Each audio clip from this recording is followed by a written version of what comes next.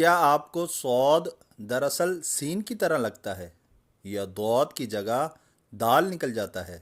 आज की वीडियो में हम ये दोनों कन्फ्यूजन दूर करेंगे और सीखेंगे अरबिक के दो सबसे ट्रिकी हरूफ के असली मखरज।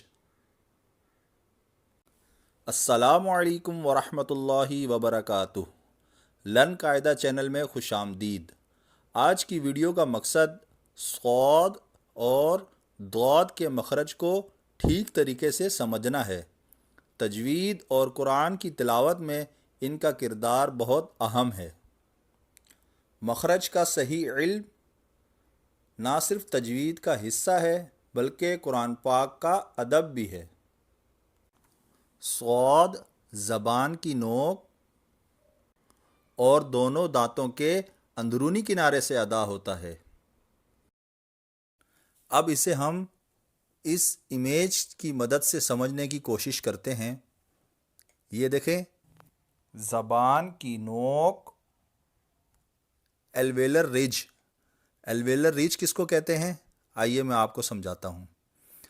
एल्वेलर रिज का मतलब है वो उभरा हुआ हिस्सा जो आपके नीचे के जो दांत हैं उनके पीछे होता है, लोअर जॉ का हिस्सा होता है।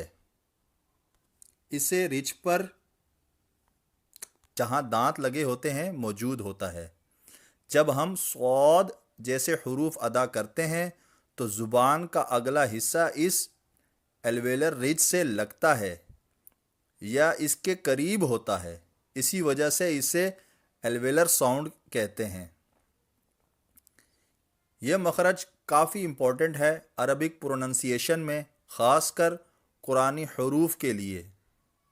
अब दूसरी तस्वीर की मदद से हम सौद और सीन के फ़र्क को समझते हैं। इन दोनों का मखरज एक ही है, ज़बान की नोक और दोनों दांतों के अंदरूनी किनारे से अदा होता है। लेकिन जब हम इन दोनों को पढ़ेंगे तो फ़र्क समझेंगे। जब हम सौद पढ़ते हैं तो आप ज़बान की पोजीशन देखें, नीचे की तरफ होती है, और जब हम सीन पढ़ते हैं तो आप देखें एयर फ्लो आपका जो है वो कैसे निकलता है, यानी कि प्रेशर, हवा का प्रेशर जो है वो बाहर की तरफ निकलता है सीन में, और सौद में जबकि ऐसे नहीं होता। सौद, सौद, सौद। अब सीन पढ़ते हैं, सीन, सीन, सीन। क्या आपने फ़र्क महसूस किया? सीन और सौद, हवा का दबाव सीन में कितना ज़्यादा है जबकि सौद में बिल्कुल नहीं है। अब हम दौद का मखरज समझते हैं। ज़बान की करवट और ऊपर के दाढ़ों की जड़ से अदा होता है। अब ये देखें, ये ज़ुबान है और ये ज़बान की नोक है।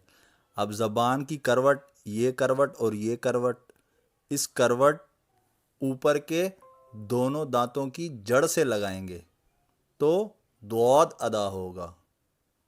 अब हम दौद और दाल में फ़र्क समझते हैं।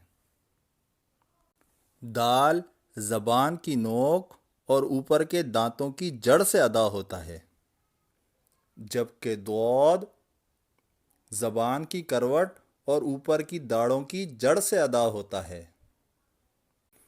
तो आप मेरे साथ मिलकर दोहराएं, दौद। ज़बान को फील करें कि ज़बान की करवट जो है वो ऊपर की दाढ़ों की जड़ के साथ लग रही हो। दौद, दौद। अब हम दाल पढ़ेंगे तो फ़र्क वाज़े होगा। दाल, ज़बान की नोक को महसूस करें कहाँ लग रही है? ऊपर की दांतों की जड़ के साथ। दाल,